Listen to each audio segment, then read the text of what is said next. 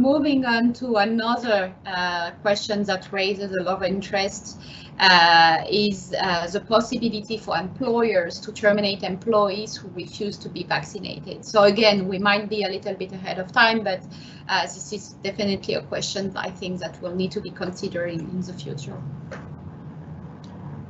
Yes, as to the question of whether, so an employer would always be entitled to terminate an employee, but if the termination ground is as a result of an employee's refusal to get vaccinated, the employee will have a strong argument that the termination is for no sufficient reason and unjustified, and it will then trigger severance calculated at a higher threshold of 15% of the last salary, multiplied by the number of months worked by the employee.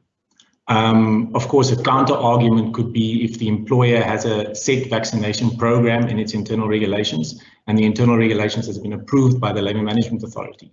In this case, the employee will contractually be compelled to accept the vaccination.